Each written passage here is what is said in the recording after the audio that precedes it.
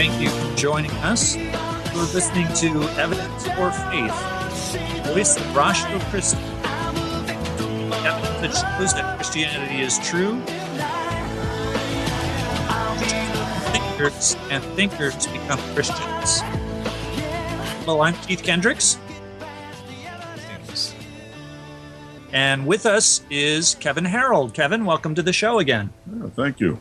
We're going to be talking again about the meaning of life, and we're doing a little experiment, kind of a thought experiment. Can we come to the meaning of life just by using logic and only the things that we can know for certain? Can we build on those things and determine the meaning of life? So that's the topic for today. Our website is Evidence for Faith. That's evidence, the number 4, faith.com. You can listen to archived shows there or catch us on iTunes. In the podcast section, just search for Evidence for Faith. If you'd like to email us, email us at email@evidenceforfaith.com. Well, Kirk, I guess we should start the show off with our quote, so jump right in. Okay, we have a quote of the week here for you. And this is by author, if I'm pronouncing this correctly, Dinesh D'Souza. Is that right, Keith? That's right. Okay, I'm well familiar with him because he's written a number of books about Christianity, and I have quite a few of them myself. Okay, his quote of the week is, quote, "Do you believe in the existence of Socrates, Alexander the Great, Julius Caesar? If historicity is established by written records in multiple copies that date originally from near contemporaneous sources, there is far more proof for Christ's existence than for any of theirs." And that's from his book called What's So Great About Christianity, page 296, if you'd like to look it up. That's right. Great quote. So, yes. Yeah, we do have a lot of evidence that Jesus existed, and it's silly these days to hear some atheists claim that supposedly they say Jesus didn't actually exist. Very silly. Yes, that's long since been debunked. Speaking of silly, we got a few emails from people. We got an email from Seth, our professor of philosophy from Great Britain, and he was commenting on some of the previous shows we've been working through, what we can know for certain about the meaning of life. So he says, "Hi, Keith, just an FYI regarding your recent podcasts. Quote, I think, therefore I am, close quote, is a perfect example of circular reasoning. The I that Descartes was intent on proving was already presupposed. I think, therefore I am. It was Bertrand Russell, if I'm not mistaken, who argued that a proper first premise should be thinking is happening, which does not logically imply a first person I that is doing such. Hope that makes sense. Cheers, from Seth." So, I think his point is well taken, although it's certainly not a perfect example of circular reasoning. There's a lot better examples of circular reasoning. I don't think this really classifies as circular reasoning so much as it classifies as something that is self-evident.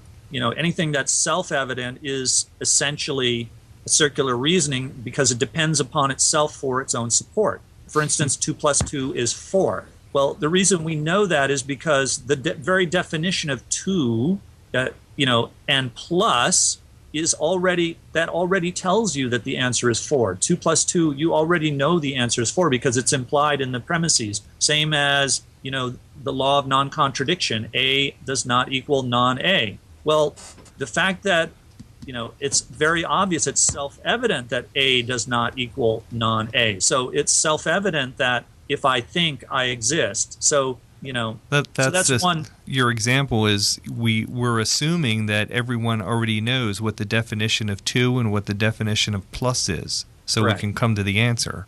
That's right. Yeah, so I don't think, self-evident things don't really fall into the classification of circular reasoning. Circular reasoning, if you wanted to do that, it's more like if I make the statement, the Bible is God's word, and you say to me, well, how do you know that that's God's word? And I say, well, because the Bible says it is. Okay, now that would be circular reasoning. Right.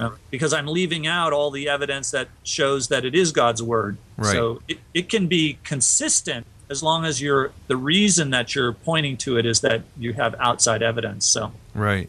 So anyways, that is that comment. And then we had somebody, remember the news item about Richard Dawkins saying that he is he doesn't call himself an atheist, but calls himself an agnostic, and that made headline news Right. on the Telegraph. And somebody emailed us to say, well, that's been his position all along. Okay, all right. So Really? maybe if it's been his position all along, how come it was news? Right. And how come all the atheists are upset about him saying that? Apparently, yeah. I guess they all misunderstood where he was at. Apparently they did. But now we can backtrack and say, no, he always said that. Okay. Well, Kirk, we are in this terrific thought experiment, and I hope our listeners have been able to follow along with us for the past few episodes. We've been doing this thought experiment that comes from a book called Me, the Professor, Fuzzy and the Meaning of Life by David Pensgard. And I had an opportunity to sit down with David over the internet and interviewed him. So I guess if John is ready, we might as well start by playing the interview with David Pensgard. Sounds good. All right, I'd like to welcome to Evidence for Faith David Pensgard. David, thank you for joining us. Thank you. It's good to be here. David, we've been going over your book. Let me just reach for it right now. Me, the Professor, Fuzzy, and the Meaning of Life. And I've told people that I really enjoyed this book. I read it many years ago, and I've always kept it handy because I thought it would be a great witnessing tool. And I decided to go over the philosophical ideas that you present on the radio. So, been having fun going over the ideas and trying this thought experiment of yours. Maybe you could give our listeners a little bit of a background. Okay. Can you tell us a little bit about yourself? Yes. Let's see. Currently, I'm in my late 30s. When I wrote the book, I was in my early 20s, and I had just come out of college. And the book is really my way of offering others who are in my situation a kind of defensive education before they get into the same thing that I had just survived. But in my undergrad, I went through a program in biology, and so I got a lot of evolutionary teachings. And after college, I actually worked in a different field for about 10 years and then came back to academics a bit later. And now I'm in philosophy, and I'm currently an adjunct professor of philosophy at Liberty University. So had you had philosophy training before you wrote the book? Not really. I had one or two classes in my undergrad that were philosophical in nature, but I really had no training for what I undertook. Well, I think you really did a good job. So now apparently you are also an artist. Yes, I had a double major in art actually in college as well, and that turned out to be the more lucrative educational path. But it was good to have the training in all these different areas. I've got a lot of different things under my belt, a lot of different areas of study. So it's been useful. Each thing has been useful for me. Now, I'm really curious, what made you decide to take a serious topic like this and put it in, I'm not sure, I guess, would we call this a comic book? It's not like a graphic novel, so it's not a comic book either. Right, it's the subject matter that's different. I think most graphic novels and comic books have a fictional storyline with fictional characters. I just use the medium to convey really it's just a series of concepts. It's almost like a lecture, if you will, but no one wants to sit and listen to a lecture, and no one wants to read an 800-page philosophy book. So right. I figured that the students and the young people I was trying to reach were much more likely to sit through this than they were anything else that I was able to produce. I couldn't produce a movie or anything that exciting, so I went this route.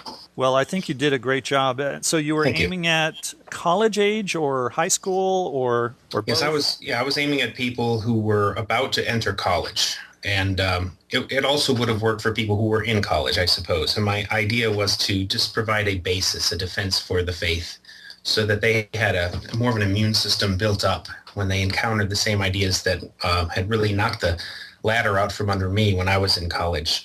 And if it wasn't for the help and the research and materials that was provided to me by an organization called Answers in Genesis, the president of whom wrote the foreword to my book, by the way, Ken Ham. Yes, that's right. If it wasn't for their materials, I don't know if I would have survived the experience. So I was very grateful for it, and I wanted to do something to help those who were in my position, and that's why I wrote the book. Wonderful. Well, you also have the book on a website, right? Yes, that's right. I have, actually, it was on a website first, and then it took me about 4 years to get it published as we worked through various issues with it. And there were people in Australia who were proofreading it. There were people in the United States who were proofreading it. And it just took a long time. Right. But the website was up a long time. And it was originally at the address, thebigquestion.com. Since that time, it's been taken down from that address. And now it's at thebigmystery.com. Okay, so if people would like to read it, they can go there? Right, it's up right now, thebigmystery.com, and all of the pages of the book are available there, but not the foreword by Ken Ham. Now, you say you're teaching at Liberty University, right? Yes, that's right. Do you use this as a textbook? No, I don't. The class that I teach has been designed for me by someone higher up in the department, so I don't have much say in the textbook I can use. But students can visit my personal site and go to my my website for the graphic novel from there if they wish. I try not to push it on them. This is a Christian school, so they're not in as much danger Right. as I was hoping that those who read my book would be in. I mean, I was worried that they would be in. Right. Now, how did you get the idea for this? Well, let's see, the content, I think I got the idea while I was struggling with my own faith. Evolution really knocked that out from under me, like I said. And so I was trying to basically ground my faith. That was my goal because I was having trouble defending my faith. And so I thought that a good argument, a good collection of the evidence would help me to do that. And so I remember sitting at a kitchen table in a house where me and several other guys were renting right out of college. And I started just laying out the steps of a proof for the existence of God on a piece of scrap paper. And I was assuming I couldn't do it, but I thought I would give it a try. And to my surprise, I got from the beginning to the end. I somehow made it all the way. And I thought, well, that's interesting. I didn't know you could do that. And since then, I've found that a lot of people have done it in many different ways. Right. I believe René Descartes tried it.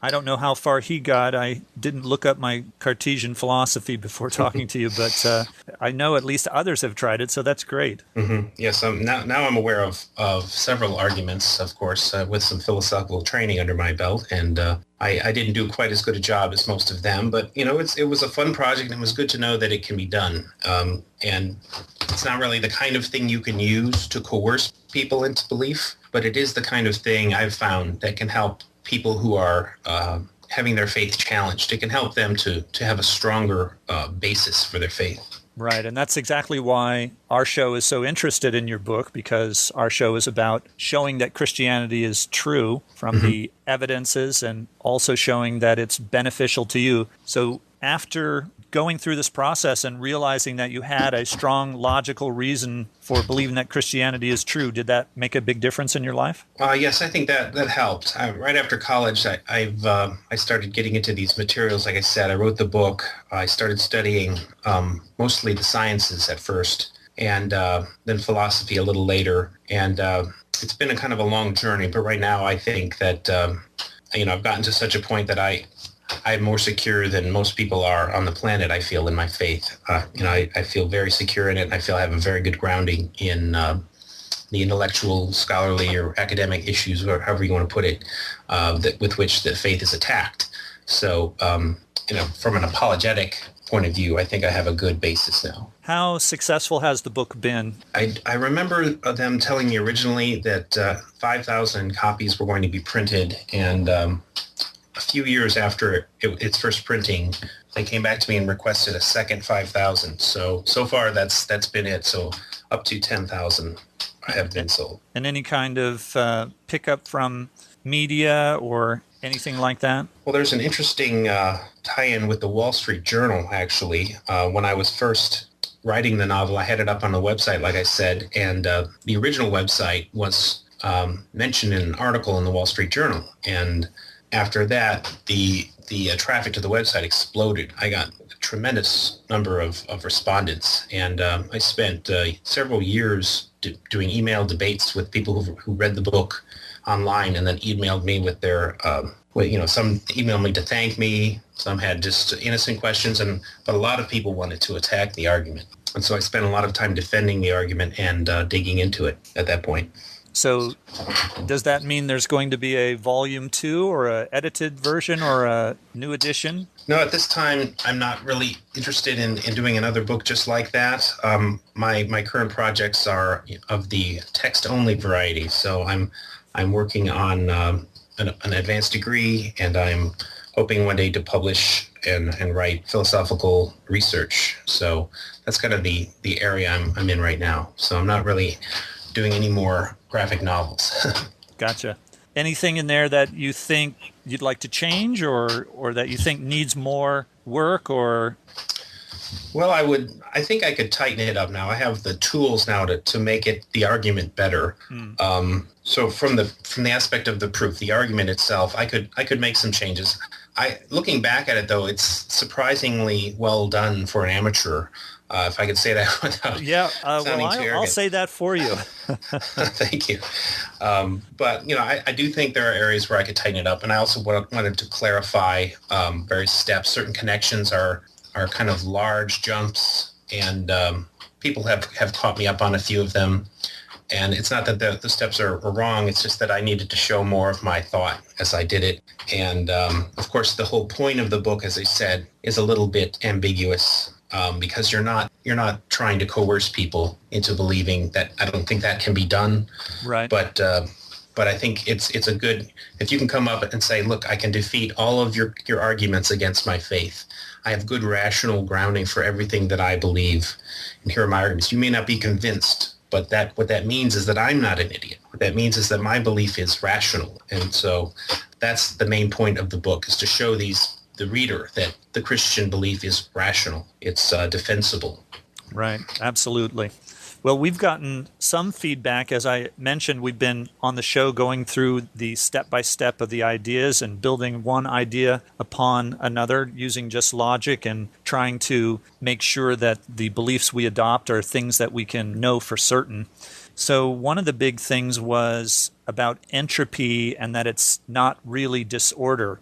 Mm-hmm. So I don't know, anything to add on that? I did a little bit of work, and it seems like the definition of disorder seems to come from when entropy is particularly talking about motion of gases and things like that. Yes, I have a little more understanding of that, I think, than the time when I wrote it. The equations that describe the motion of thermodynamic systems, molecules and atoms, seem to match identically with the equations that can be used to describe statistics. Mm-hmm. And so statistical thermodynamics became a major field in the early 1900s, I believe, maybe late 1800s. And that's interesting in and of itself from a philosophy of science perspective. But what's applicable here is that we're really dealing with things that are separate. The mathematics and the hard aspect of the science on one side, and the difference between chemistry and information on the other side. And information can be described statistically just like chemistry can. And so you have these two different sides, and they seem to match up by the same statistical analysis. Mm-hmm. And so you can make associations, and you can make predictions with that. You can say things like the chemistry will never occur in this particular way. It's going uphill or downhill. So you can say a bathtub full of water won't spontaneously heat up to boiling. Right. You know that will happen. It won't collect the heat out of the room into the water. It happens the other way around. Right. But so if you try to apply that to evolution, a lot of people have trouble with these laws being applied this way because entropy is the main enemy of evolution. Evolution and entropy are opposite processes. Right. That's right. So how do you go from one to the? How do you make a pronouncement about one to preclude the other? And what I usually ran into was people who'd say, "Oh, crystals are ordered." Yes. And so there's a fundamental misunderstanding about how these words are being used. You need to tighten up your analysis of these words. And this is how I like to distinguish everything.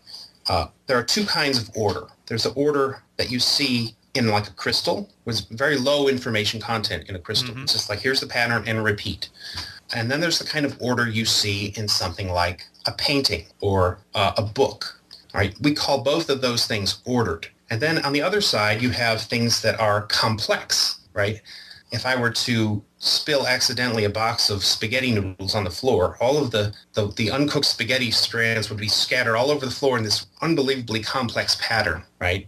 And we would say, oh, that's complex. It's also a mess, but it's complex. But we would also say a book is complex, right? Or a painting is complex. And so what we see is that when these two concepts intersect, complexity on the one hand and order on the other, we're describing information that comes from a mind. And that's the only place where you see that. You never see these things spontaneously coming. So although you see a crystal spontaneously forming, according to the laws of thermodynamics, you don't see a painting spontaneously forming, right? You don't see a book spontaneously being written. Right. And so you don't see life forms evolving. You don't see spontaneous generation. And so you can't use these ways out by saying, oh, crystals are ordered, therefore the order in life can happen spontaneously also, because you're misusing the concept. The kind of order we're talking about when we're talking about evolution is the kind of order that can't come about naturally. So I hope that clarifies it a little bit. I should have written more about that in the book, but You actually did address it a little bit. I actually thought you did a good job of doing it, but it's the kind of thing that people who are looking for this error, the professional atheists, so to speak, they're going to jump all over this.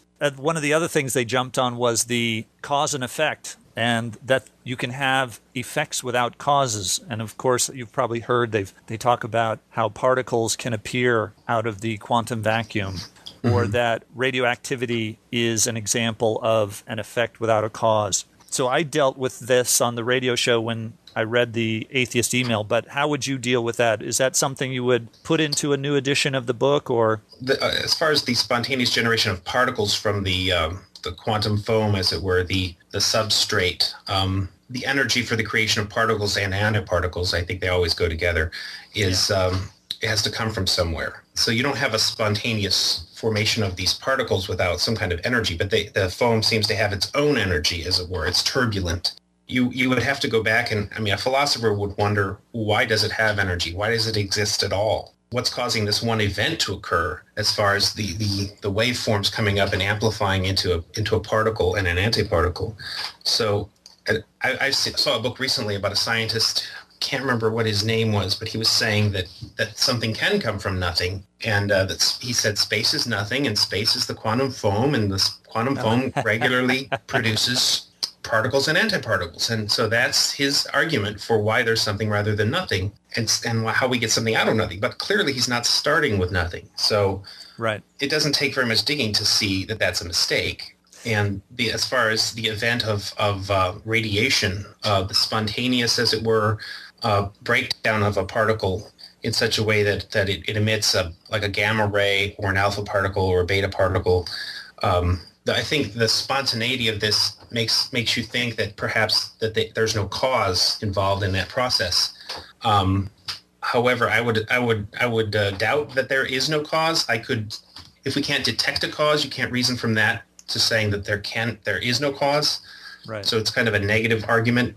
But in addition to that, I think there has been some evidence recently. I'm no physicist, but I think I've seen research recently, as I keep up with the science news, that says that neutrinos can have a large effect on the rate of alpha radiation, alpha decay.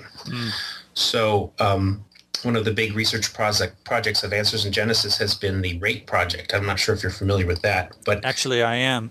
Okay, that project deals with proving that there has been an event in the past where radioactivity has spontaneously, as it were, increased its rate 1,000,000 times in the past and then settled back down to its present value. And they're looking at neutrinos as a possible cause of that event. So if indeed that is the case, then we have a cause for our uncaused radiation event, as the opponent has argued. Gotcha. Well, David, who's been your biggest fan from this book? Yes. Besides us, I mean. Sure. About a year ago, a young man, I'm sure if I should use his name or not. I'll use his first name. His name is Randy, and he and his wife, Karina, have built an actual physical model of what my character is building in the book. Oh, what fun! You mean the blocks with the statements chiseled into them? Right. Those Wonderful. rocks, those blocks have been rendered into something. I think altogether, it's reduced in scale. Of course, in the book, I think it's probably something like 4 stories high. Relative to the human size, but this one is about 6 or 7 feet high when it's completed. And Randy plans to go from church to church presenting this as a like a little show, a traveling show. So I've asked him to actually put the video of the show on YouTube, and I'm looking forward to seeing that one day. But so far, he's my biggest fan. That's great. All right. Well, we're vying for that here on Evidence for Faith. Well, David, it's been wonderful talking with you. Thank you. And, it's been good to be here. And good luck with your future work. I appreciate that. And good luck to you and your show. Thank you. If you're just joining us, you're listening to Evidence for Faith, a ministry of Ratio Christi. I'm Keith Kendricks. And I'm Kirk Hastings. And I'm Kevin Harrow. And the three of us are talking about the meaning of life. So, guys, what did you think of that interview? I think it's really neat that he's got that guy making the model. I'd like to see that. Yeah, isn't that great? Yeah. It must be big foam blocks or something. I don't know. I don't know what else you could do. Maybe you could make them out of cardboard. Probably if he made them out of styrofoam, he could carve the letters right into that. So for our listeners who have been following along with us, the statements that we can know for certain in the book, they're etched into stone in the book Me, the Professor Fuzzy, and the Meaning of Life. So I guess we should jump into a continuation of our process. What we're trying to do is we're trying to start from scratch, just use logic, and build on the things that we know for certain and try and see how far we can get. This kind of a thought experiment to see if we can come up with the meaning of life just by concentrating on the things we know for certain. So if you've not heard the previous shows, you can find them on our archived section of our website, evidenceforfaith.com, or you can find them on podcasts at iTunes. But I think, Kirk, if you want to just read through, we got up to 25 of them, or 24 of them so far. So we have 24 things that you can know for certain. So I guess if you'll just quickly read through all 24 of them and get our listeners up to speed. Okay, so we're going to top David Letterman here with his top 10 list. We have a top 24 list for you,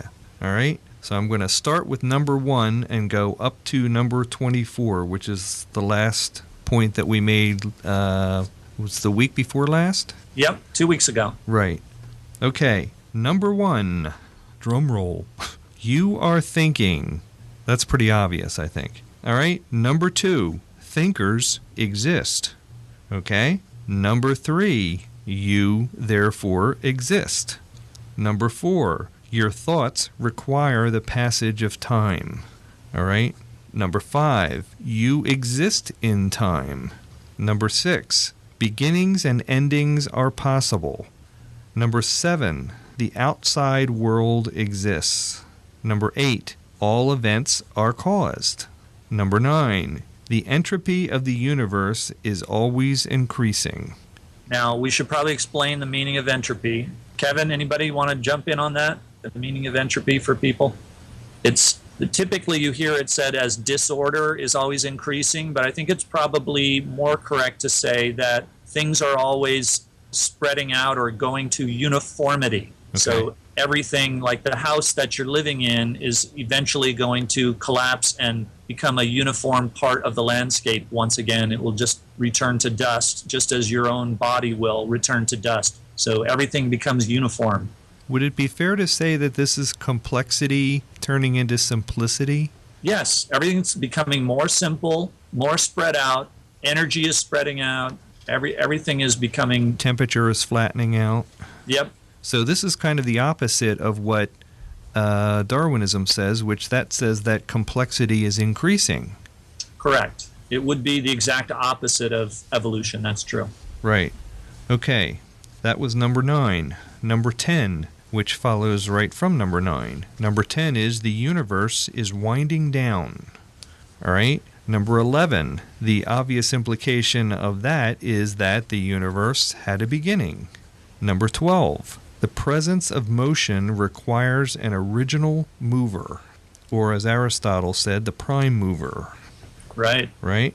Okay, number 13, the presence of complexity requires a designer. Number 14, therefore the universe could not have begun on its own. Number 15, the universe is unable to sustain itself. Okay? Number 16, our universe therefore is inadequate, it cannot stand alone. Number 17, if that's true, then there must be more, the supernatural, that which is above the natural. Number 18, something supernatural must have ordered our universe. Number 19, that something was the prime mover. Number 20, the prime mover, one of his qualities is he must be omnipotent. Number 21, he must also be, or it, whatever we haven't gotten to exactly what it is yet, it is eternal. Number 22, it is infinitely intelligent. Let's just point out that number 21, it is eternal. It's because we're before the beginning of time. Right. So there's no time involved. That's why it's eternal. Well, time and space are also creations. Therefore, whatever created them must be outside of them. That's right. Okay. So, 22 was it is infinitely intelligent. Number 23 is it must be omniscient. And number 24, God Dun, dun, dun, exists. dun. Yeah, we got to get a drum roll sound effect in here. I know. John's falling down on the job there. He keeps tapping his fingers, but that doesn't quite do it for me. Okay, number 24, we are at God exists. Dun, da, da, da. So that was really fabulous to think that just by using logic, just by carefully going through and analyzing only those things that you can know for certain, not taking into effect kind of assumptions or outside interests. There are a lot of forces that would want you to not accept these things as certain. And also the basic rules of science. Yeah, that's right. And we've been able to come up with that God exists. Wow. So remember that this is from Me, the Professor Fuzzy and the Meaning of Life by David Pensgard. So now we get to this question, okay, what can we know about God? Can we repeat the definition of God from the American Heritage Dictionary? Absolutely, go ahead. Okay, it defines God as being a being conceived as the perfect, omnipotent, omniscient originator and ruler of the universe, the principal object of faith and worship in monotheistic religions. A lot of religions obviously have a God, so Kevin's going to just give us a rundown of all the possibilities out there. Oh boy. Well, probably not all, but a good many of them. First one being Vishnu, who is purported to be the god of Hinduism. Secondly, we have Buddha, or the enlightened man of Buddhism. Third would be Allah. Obviously, who hasn't heard of Allah lately, especially in the last recent events? The god of Islam. Next one, interesting one. Man, the god of humanism. And I'm sure we could go down a rabbit trail whether humanism is a religion or not. However, it's been established as a religion, and that would be a real good topic for a further discussion at another time. Next would be the universe, the god of pantheism. Then we have animal spirits, the god of animism or tribal religions. As in church, many times we have missionaries come in, and this seems to be a very repetitive theme when they talk about going to these far-out remote tribes, that animism is a very established thing with these tribes. Then we have Yahweh, who is the god of Judaism and Christianity. Second to last is Zeus, the chief god of ancient Greece. And lastly, the stars, the gods of astrology.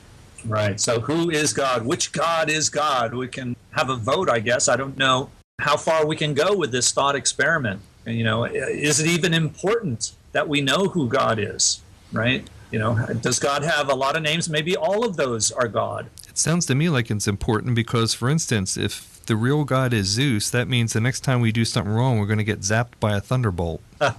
Right. That's right. So, and I guess, if our object is to try and determine what the meaning of life is, then I guess we're going to have to try to figure this out. Which religion, if any, is correct? Can they all be right? Well, I think there's a point about when you ask, can they all be right? Because oftentimes when I have discussions with people, this idea comes up that it's not just one religion, but all religions. But as we've just done in a very simple way, going down a list, any time you attempt to define God, you are going to automatically start excluding other ideas about God. Anytime you try to say what God is, you are naturally going to, one way or another, say what he isn't. So to say they're all right would be, in essence, saying I'm not going to define any of them at all. Right, that's true. A good point. That's true. So I guess another question would be, does God want us to know, right? Can we really know anything about him?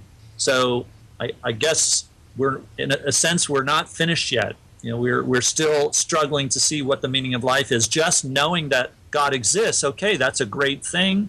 We've been able to reach this far, but there's still a lot that we do know that could help us to answer some of those questions as to which God is the God that's out there.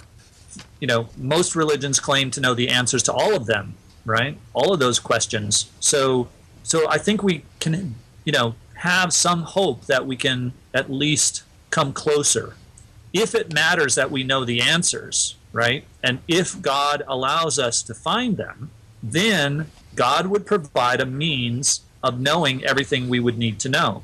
So, of course, if God did want to hide himself, he could be, if you're playing hide and seek with God, guess what? God doesn't get found, right? He's all-knowing, omniscient. So if he wanted to stay hidden from human beings, he certainly could. Right. But if it is possible, or if he does allow it, then it might be possible, right? Now, and it's possible that one or more of the existing religions is actually correct. Should we perhaps ask the question at this point, does David Pensgard's book end at this point or not?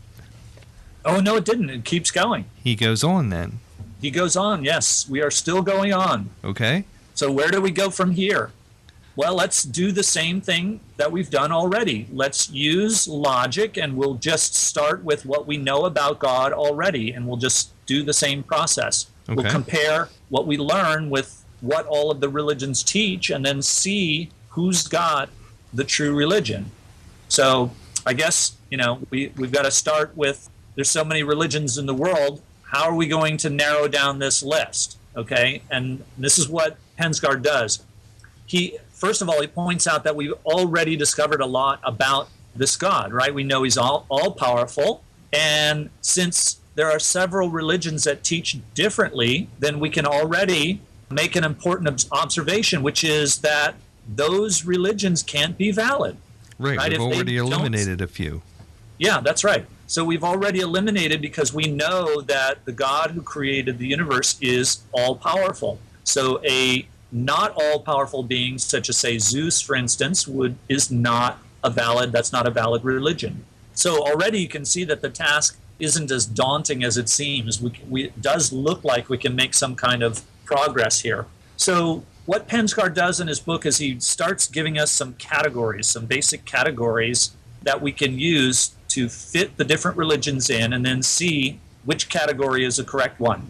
I find this next category very interesting, that we've already eliminated a major thought process in where we've come so far. Atheism. That's right. Yeah, that's an obvious category. You could take the religions and say, which are the atheistic religions and which are the theistic religions? Right. And divide it right there. Right. And since we've already shown that God exists, this one's real easy to figure out, right? All the worldviews that are atheistic are false. Hoo-hoo. So that would be humanism, naturalism, materialism, Marxism, right? Marxism depends on atheism, Darwinism, etc. On and on it goes. All of those are false. So we know. How do we know? Because of logic and by following a train of reasoning, only accepting those things we know for certain. I think we're starting to part ways with Richard Dawkins right about here. Yes, we are. So we know atheism is incorrect, and that gives us item number 25 of the things that we know for certain. Oh-ho. All philosophies that deny the existence of God are incorrect. Whoa. That's a biggie. All right, so what's the next major category of religious thought? Okay. Well, Pensgard says that pantheism versus supernaturalism. All right. All right. Now, as a reminder, pantheism is the belief that the universe itself is divine. It's always existed, and it's responsible for creating life. With this kind of, it sounds like what you're saying, that pantheism and naturalism then are pretty much the same thing.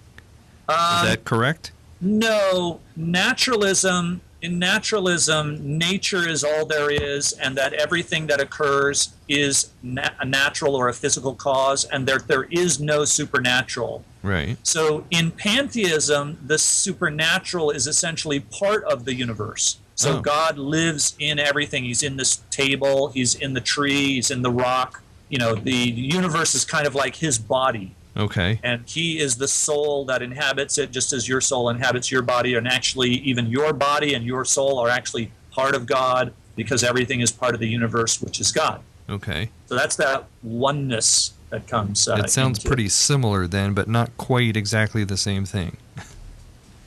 Well, I don't know. A naturalist wouldn't like to hear that they're similar. Yeah, a naturalist is going to say that there is no supernatural, period. There are no angels, no ghosts, no spirits, no God, no souls, no anything that is not physical and energy and matter. That's it, period. Right. So that's naturalism. Okay. But is this idea then right of pantheism? Is that right? Well, think back to what we learned about the second law of thermodynamics, right? Remember that the universe is simply unable to create anything. It's unable to generate complexity. It is only degrading. So there's nothing but decay and degradation happening to the universe. Our universe, we saw in the thought experiment, is inadequate. It can't even sustain itself, right? The universe can't even keep itself from falling apart. Right. Let alone create life or create itself. And eventually, when everything all the energy and heat and everything else levels out, it's going to go extinct. Yeah, that's right. So then, if the universe is your God, what kind of a God is it? It's a God that's doomed to die? Apparently. Right? A God that is incapable of creating the universe in the first place? So, therefore, all religions that are pantheistic are false religions. Okay. Now, that wipes out many religions off the list of possibilities. Yes, it does. Right? Buddhism, Hinduism, astrology, any of the New Age movements, all of those pantheistic religions are false. Okay. Well, I know for a lot of listeners that can be hard to accept. I know several close friends that this would be hard to accept if they're listening. But remember that our conclusions are based on logic and a firmly grounded set of deductions. We have followed this through, and if you need to go back to the beginning and listen to the first show and start the process over again just to make sure, then please do so, because we're not just making this up for fun. This is really the way things are. This is what we can know for certain. Or you could buy David Pensgard's book. Oh, absolutely. Absolutely. It's online at Amazon.com. That's where I got my copy. There you go. And to deny that the results are true would really be to deny one or more of the assumptions that we've made. We've made 25 assumptions so far. So you would have to deny one of those premises, right? And if you think one of them is unreasonable, then, as David says, by all means, come up with an alternative and work through the process logically and the consequences yourself. Right. Just remember that pantheism can be shown to be false by the second law of thermodynamics, which is the most rigorously tested law in all of science.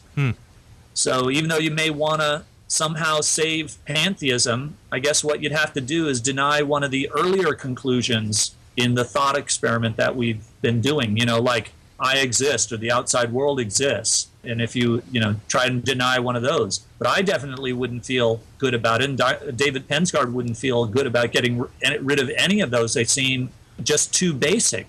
Right. I think what you just said is an important point, maybe in another way, Keith, is that you said you would not feel good about getting rid of any of these things. I think it's my experience, and many times talking with people, there is a blurring of the division between truth and how logic plays into truth and emotion, in the sense of you're discounting my major worldview or my religion. They take it personally, you're saying. Right. You're attacking me. No, that's not my motive. And I know it's not your motive on the broadcast, but it's rather we're not looking to attack you, but rather we're looking to find truth. And in that process, some toes can get stepped on. But that's not the major motive. But it is a consequence of filtering out truth and non-truth.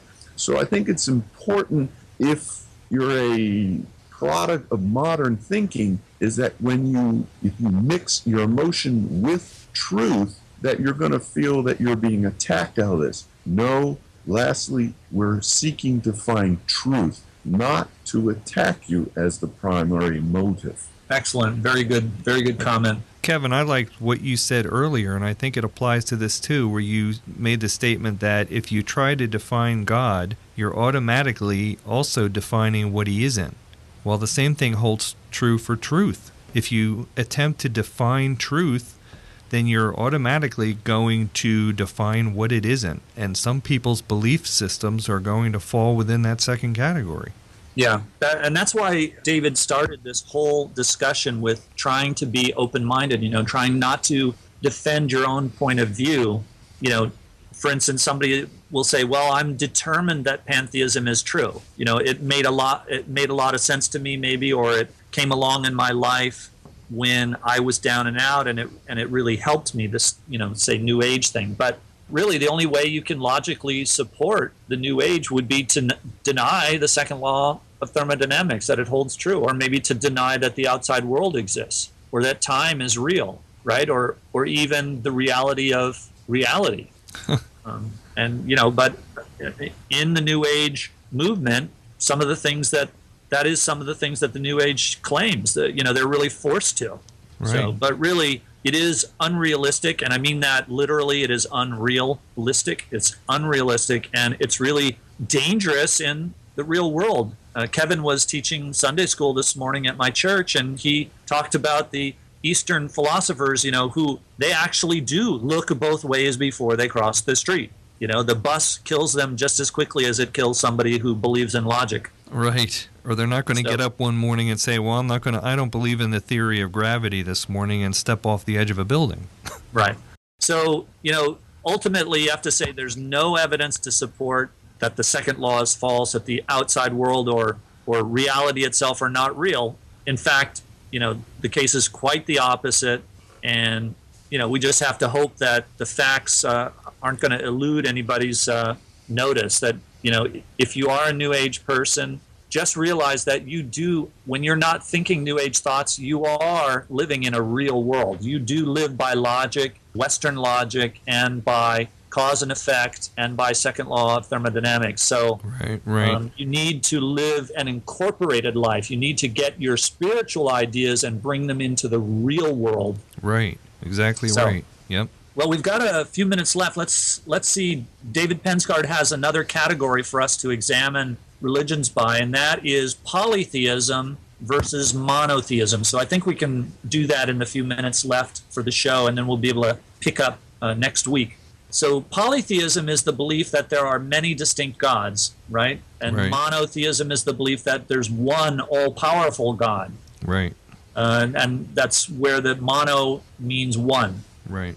So by definition, then, polytheism denies the existence of an all-powerful God, right? It kind of divvies up the power, even though there might be one chief god, like Zeus would be the chief of the ancient Greek gods. Vishnu is the chief of the Hindu pantheon. So these gods are the most powerful of all the other gods, but they're not all powerful, right? So we have to think really which is most likely.